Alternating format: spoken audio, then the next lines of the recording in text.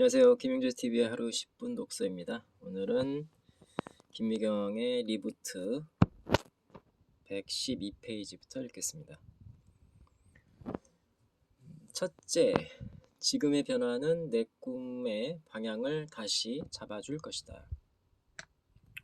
과거에도 꿈의 방향을 잡으려면 세상을 잘 알아야 했다. 세상이 어디로 돌아가는지, 무엇이 사양산업인지,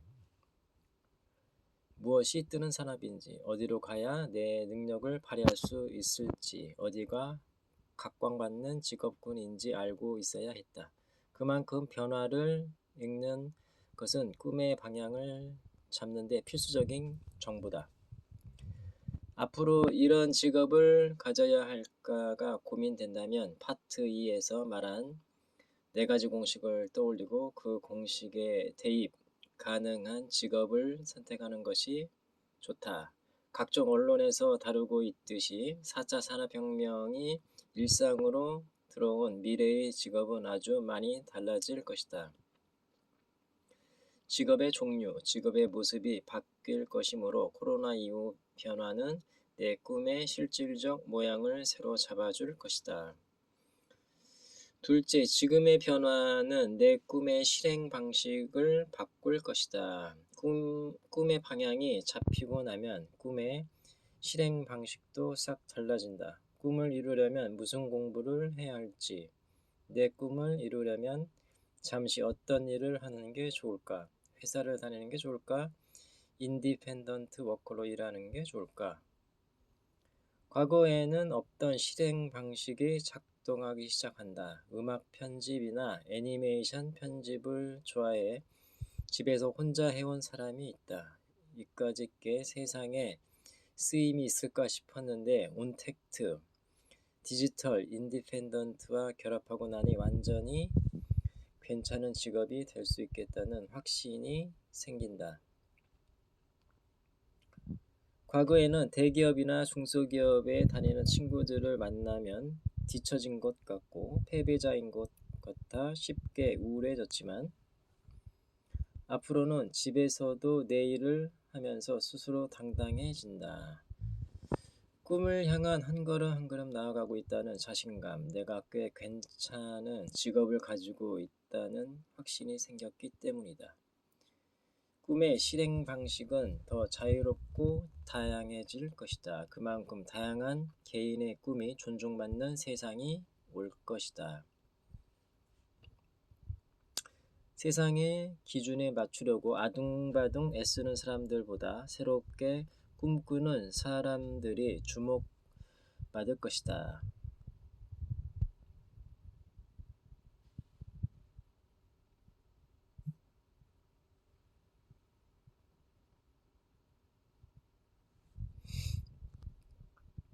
아무리 작은 꿈이라도 남들과 다른 별난 꿈이라 할지라도 훨씬 더 당당하게 그 꿈을 이뤄나갈 수 있는 세상이 열렸다.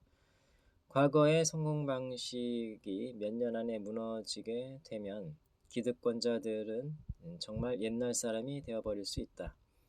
부와 권력은 이전 세상의 기득권자들이 다 차지했잖아요. 라고 실망하는 젊은이들에게는 좋은 기회가 될 수 있다. 과거가 꿈의 레드오션이었다면 지금부터는 꿈의 블루오션이니까. 셋째, 지금의 변화는 나 자신과 내 인생을 바꾼다. 꿈의 방향과 실행 방식이 바뀌면 결국 나는 이런 사람이다 라는 내 정체성도 바뀐다. 나라는 사람이 바뀌니 내 인생 또한 덩달아 달라진다. 과거에는 돈을 벌고 싶어도 세상에 제약이 많아서 꿈을 접는 사람이 많다. 나이가 많아서건 아이를 키워서건 학력 구조 사회여서건 세상에 많은 잣대가 돈을 벌 수 있는지 아닌지를 가늠하는 인색한 세상이었다. 예를 들어 전업주부들은 직장에 출근하기 어렵다는 이유로 원하는 일을 할 수 없었다. 꿈 자체가 막혀 있었던 것이다. 그런데 앞으로는 나이가 많아도 아이를 키워도 좋은 대학을 못 나왔어도 오직 실력만 있으면 나를 세상과 직거래할 수 있는 길이 활짝 열렸다.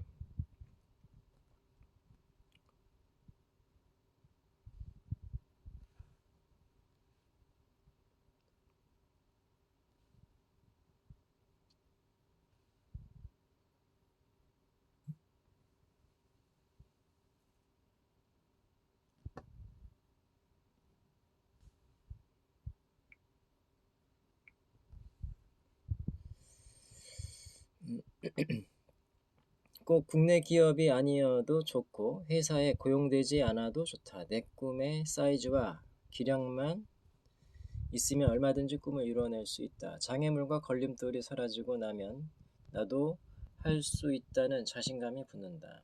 내 인생을 이끌어가는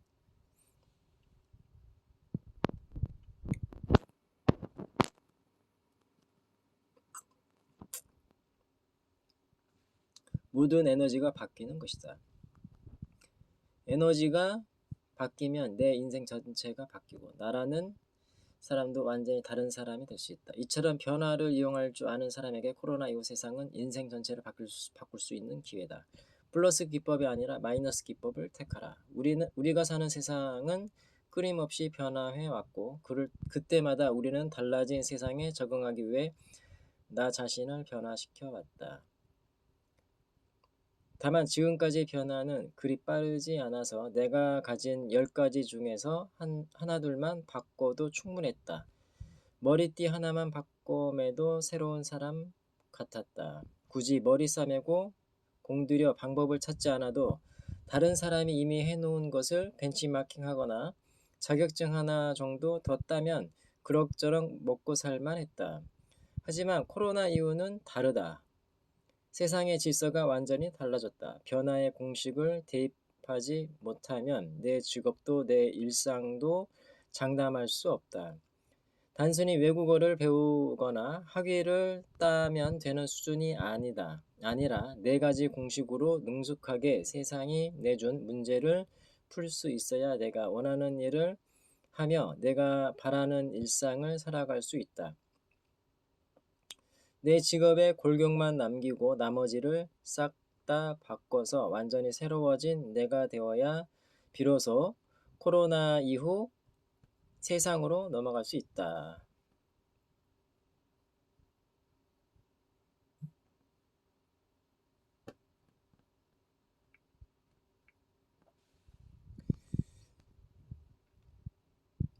나도 30년 가까이 강사로 살아오며 내 업이 단절될 위기가 여러 번 있었다. 그때마다 나는 기업 강의에서 방송 강의로, 최근에는 유튜브 강의로 시대 변화에 맞게 강의 플랫폼을 바꿔가며 죽어가는 내 직업에 심폐소생술을 해왔다.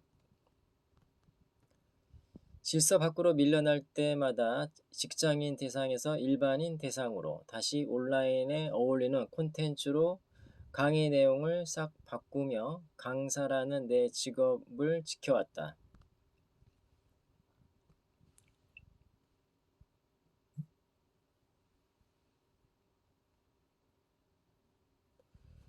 그런데 코로나 시대가 되고 보니 이제야 알겠다. 지금의 변화를 통과하는 것에 비하면 이제까지 내가 했던 노력은 머리띠 하나 바꿔매는 정도였다는 걸 말이다. 지금까지 우리가 추구해온 자기계발의 핵심은 플러스였다. 세상이 필요로 하는 것을 차곡차곡 공부하고 내 몸 안에 하나둘 쌓아 나가는 것이 곧 자기계발이었다. 그래서 조금 부지런한 직장인들은 퇴근하고 독서 모임에 가거나 출근길에 영어 공부를 하는 것이 좋은 자기계발 코스였다. 대학에서 남부럽지 않게 배웠고 직장에 최적화된 능력이 꽤 괜찮았기 때문에 남보다 조금 더 배워서 한두 가지를 더 장착하면 나름 경쟁력을 갖출 수 있었다. 하지만 코로나 이후 자기계발의 핵심은 마이너스로 바뀔 것이다.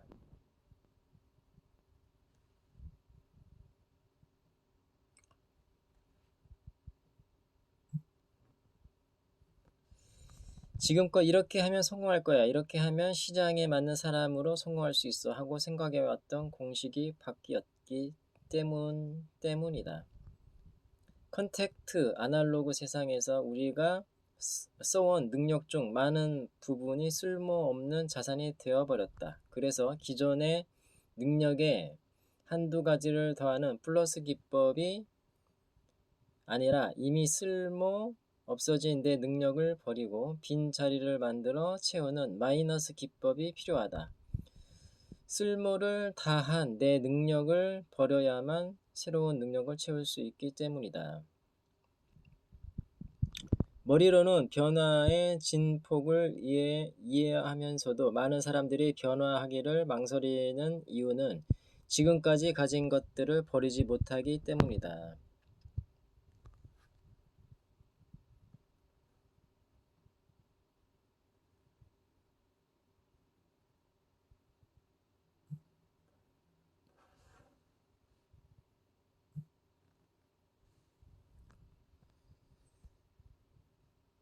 회사는 재고 청산이 빠른데 개인은 재고 청산이 힘들다. 자기를 여태껏 먹여 살려온 내 것이 사라진다고 생각하면 아쉽고 심지어 내가 없어지는 것 같아 서럽기까지 하다. 그러나 재고는 재고일 뿐 내가 아니다.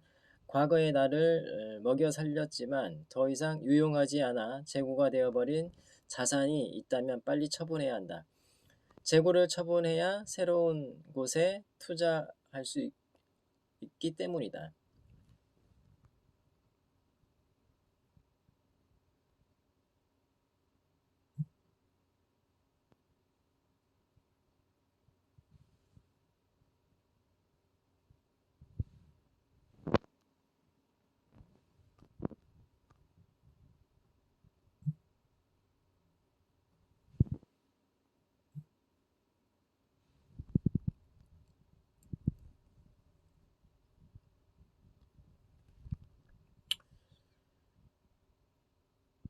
(100원을) 20원에 팔아치워도 그 20원을 투자해 200원을 만들 수 있다면 남는 장사라는 걸 빨리 알아채야 한다.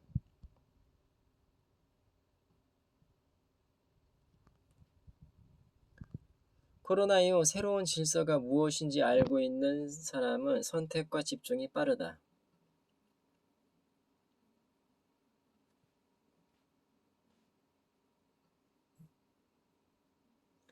내가 가진 기본값이 무엇인지, 무엇을 버리고 무엇을 취해야 할지 훤히 볼 수 있다. 반면에 세상의 변화에 둔감한 사람은 무엇을 손에 쥐고 무엇을 내려놓아야 할지 알기가 어렵다.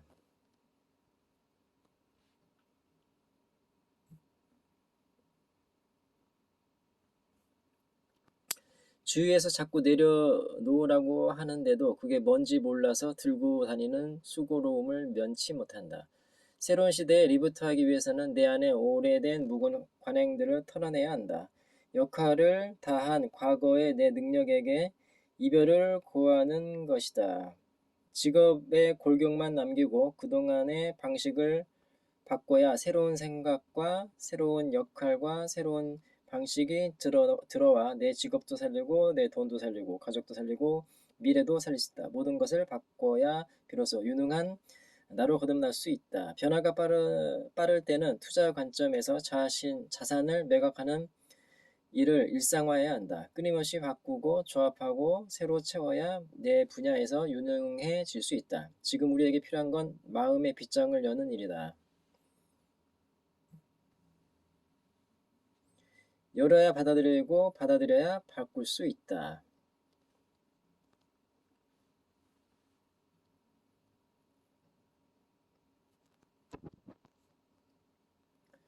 불확실한 시대에 시나리오가 빛난다. 리부트, 위기로 멈춘 나를 다시 일으켜 세우는 법. 구글이 꼽은 세계적인 미래학자이자 미국 다빈치 연구소 소장인 토머스 플레이, 포스트 코로나를 한 단어로 정의해달라는 질문에 이렇게 답했다. 리부트, 우리는 블랙 스완 중에 블랙 스완을 목격하고 있다. 도저히 일어날 것 같지 않은 일이 일어나는 것. 현재는 재시동을 앞둔 일시정지 단계다. 재시동이 시작되면 사람들은 과연 무엇이 변했고 어떤 것이 그대로 남아있는가라고 계속 질문할 것이다.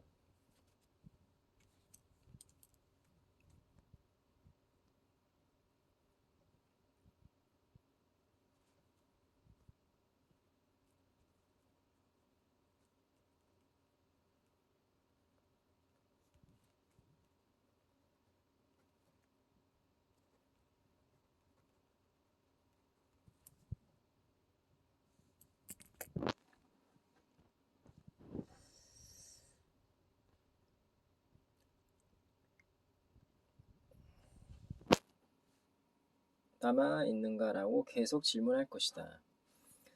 토머스 프레이가 사용한 리부트라는 개념은 흔히 컴퓨터 재시동을 떠올리게 하지만 원래는 영화업계에서 많이 쓰인 용어다. 영화 용어로서 리부트란 어떤 시리즈 작품에서 그 연속성을 버리고 작품의 주요 골격이나 등장인물만 차용하여 새로운 시리즈로 다시 시작하는 것을 말한다.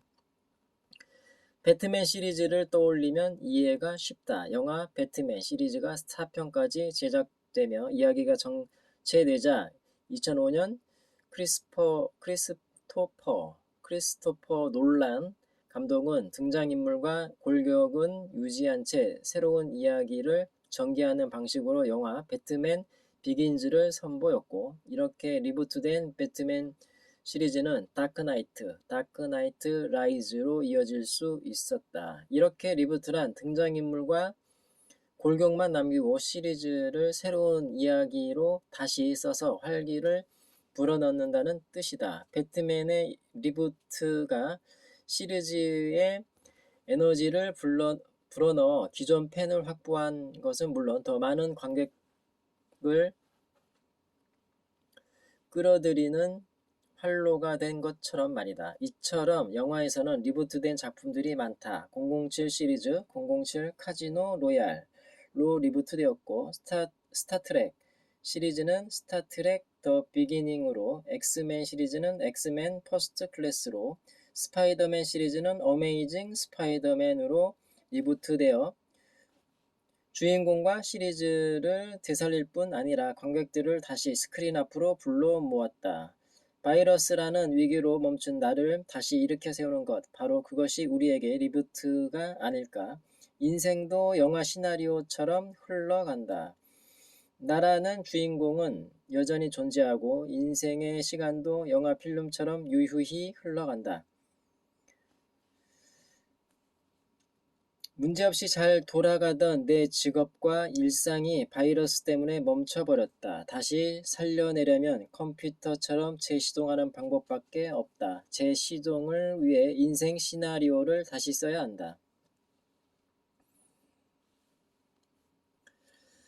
많은 석학들은 코로나 이후를 모든 것이 멈추고 모든 것이 달라지는 대전환이라고 정의한다. 작은 변화로는 대전환의 시대를 따라잡을 수 없다. 배트맨이 배트맨 비긴즈로 리부트했듯이 우리도 기존의 것을 다 내려놓고 리부트하는 방법밖에 없다. 지금 내가 할 수 있는 최선의 리부트, 모든 것을 껐다가 다시 켜는 것 뿐이다. 불행인지 다행인지 코로나 때문에 자동으로 일시 정지된 상태였던 우리에게 남은 것은 다시 시동을 켜는 것 뿐이다. 인생의 재시동에는 조건이 있다. 나라는 등장인물은 같지만 새로운 이야기를 시나리오로 만들어야 한다. 나는 내가 가진 것 중 최소한의 기본값, 강사라는 내 직업만 남기고 나머지 내가 고집해온 강의 스타일이나 노하우, 플랫폼 등은 모두 바꿔야만 했다.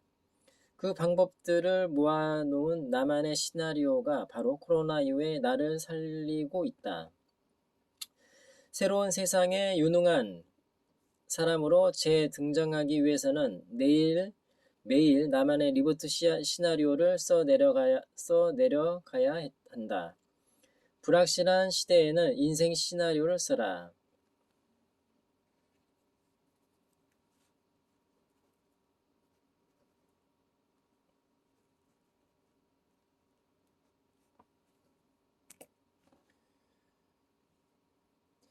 원장님, 저 어떡하죠?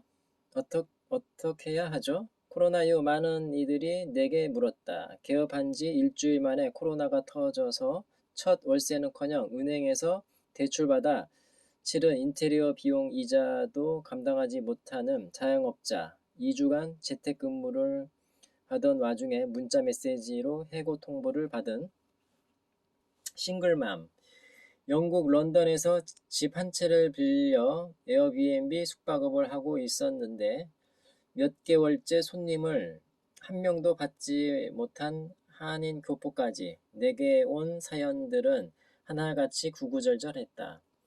누가 과연 이런 상황을 예측할 수 있었을까? 바이러스의 공포는 너무나도 갑자기 찾아왔고 속수무책 아닌 사람이 없었다. 바이러스 종류는 하나였지만 각각이 처한 상황은 조금씩 달랐기 때문에 해결책도 제각각이어야 했다. 내 딸 같고 내 동생 같은 사람들 한 명 한 명의 사연을 들으면서 지푸라기라도 잡게 해주고 싶은데 나 또한 당사자가 아니니 속 시원한 답을 주기는 어려웠다. 그래서 어떻게 이 위기를 함께 헤쳐나갈 수 있을까 고심하던 중에 시작한 것이 바로 각자의 인생 시나리오를 써보는 것이었다. 혼돈 속에서도 나 자신을 구해야 한다는 절박함으로 함께 손잡고 해결책을 찾아보자고 얘기하고 싶었다.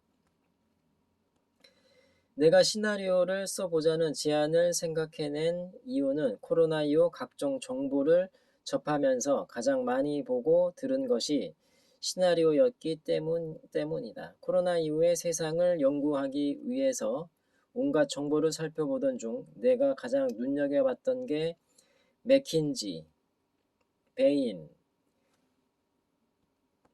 BCG 같은 글로벌 컨설팅 회사의 리포트였는데 이들 리포트에서도 가장 중요하게 다뤄지는 것이 바로 시나리오였다. 팬데믹은 언제쯤 잠식될 것인지를 시간 흐름에 따라 여러 모형으로 분석한 시나리오에서부터 전 세계 대륙별 경제 침체 곡선을 그려보거나 산업별 경제적 타격을 예측해보는 다양한 시나리오들이 리포트에 가득했다.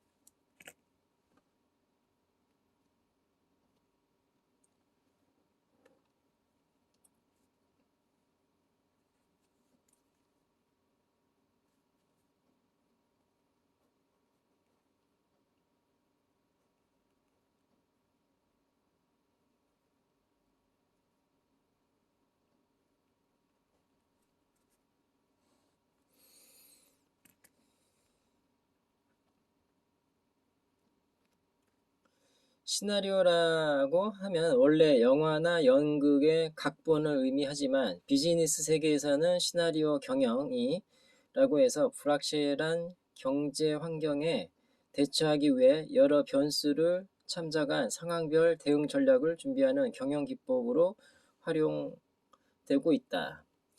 그래서 시나리오는 미래에 발생 가능한 여러 상황에 맞는 대응책을 담은 미래 예측 보고를 통칭한다. 그렇다면 시나리오는 국가나 산업, 기업처럼 큰 경제 단위에만 필요한 것일까? 코로나로 인해 불확실성이 높아진 것은 국가나 기업뿐만 아니라 경기 침체로 인해 우리 같은 개인들에게는 고용과 생계 불안이 끊임없이 가중되고 있고 사회적 거리두기로 가게 문을 닫은 자영업자들이 적지 않다. 내가 만나본 중 소상공인들 가운데 코로나 특수를 맞았다는 이는 드물었다. 기업이 어려워지면 가정, 경제가 휘청거리는 게 순서다. 게다가 불확실성은 더욱 커지고 있다. 오늘 확진자가 한 자릿수였다고 해서 내일 수십 명이 확진되지 말라는 보장이 없다. 코로나로 인한 경제적 타격이 심해질지 줄어들지 언제까지 지속될지 언제부터 반등할지 아무도 알지 못한다. 만일 불확실한 미래에 대응하기 위해 시나리오가 필요하다면 어쩌면 시나리오는 국가나 기업이 아니라 개인에게 더 필요한지도 모른다. 시나리오는 내 꿈의 연습장. 우리는 지금 인생 시나리오가 반드시 필요한 시대에 살고 있다. 불확실한 세상에 어디로 튈지 모르는 변화에 민감하게 대응하기 위해 우리는 자신의 미래를 예측하고 행동하고 수정하고 또다시 행동하고 끊임없이 수정해야 한다.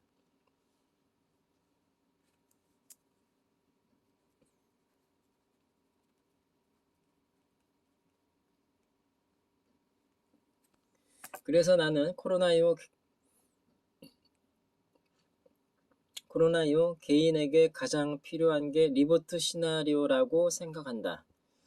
자원이 많은 기업들은 큰 돈을 들여 브레인들을 경제연구소나 전략연구소에 모아두고 시시각각 시나리오를 써가며 실행 전략을 수립해 나간다.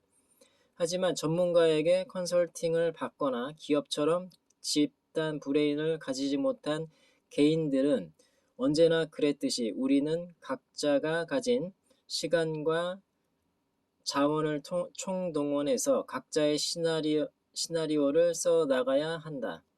냉정히 말해 나를 걱정하는 사람은 이 세상에 나밖에 없다. 내게 위기가 찾아왔다면 위기를 극복할 사람은 나뿐이다. 그래서 써야 하는 게 바로 내 인생을 구하는 리부트 시나리오다. 누구나 자신의 주인공인 시나리오를 쓸 수 있다. 시나리오라고 하니 거창해 보이지만 내 인생이 걱정되고 안쓰러운 누구라도 이 시나리오 3단계를 이해하면 손쉽게 따라 쓸 수 있다. 시나리오는 내 꿈의 연습장이고 우리가 지금껏 살아내면서 해온 것도 바로 꿈의 연습이기 때문에 써내고 활용하는 법만 알면 된다. 내가 몇 개월간 실행과 수정을 거듭한 리부트 시나리오 3단계를 간략하게 소개하면 이렇다. 시나리오 1단계는 코로나 이후 나와 세상의 변화를 분석하는 것이다. 현재의 상황을 연극이라고 생각해 보면 나는 주인공이고 세상은 무대다. 주인공은 그대로인데 코로나 때문에 무대가 달라졌다. 연극이 계속되려면 달라진 무대에 주인공이 맞추는 수밖에 없다.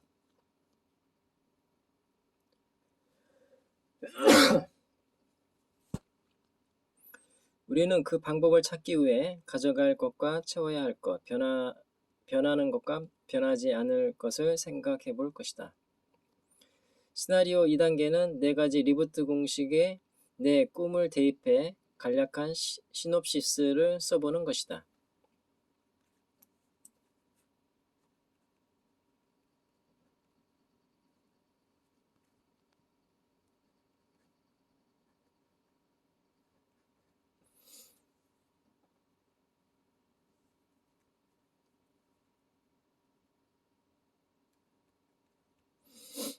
시나리오가 전체 대본이라면 시놉시스는 요약한 줄거리다.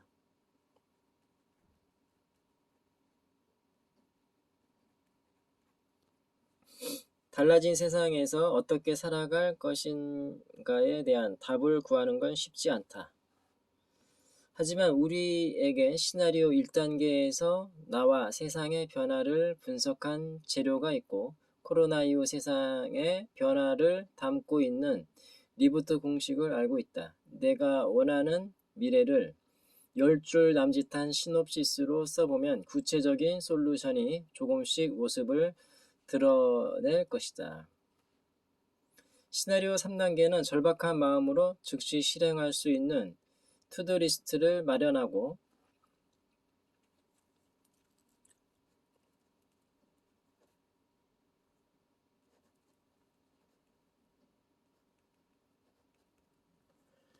리스트를 하나씩 실행하는 것이다. 2단계에서 완성한 시놉시스를 현실로 옮기기 위한 구체적인 투두 리스트를 만들고 실행을 통해 검증과 수정을 반복해 나가면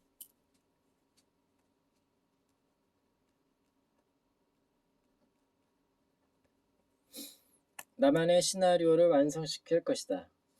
시나리오는 확정된 시간표가 아니라 역동적으로 변화하는 설계도다.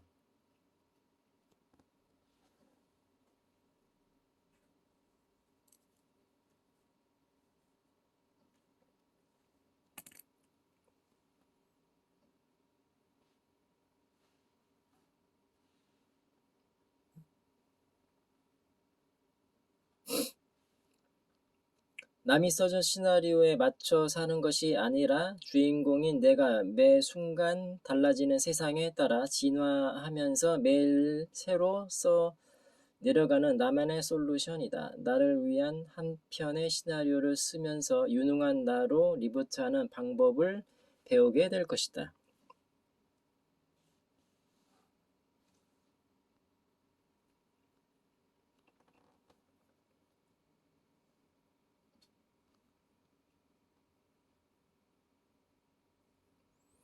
네, 오늘은 여기까지 읽겠습니다. 감사합니다.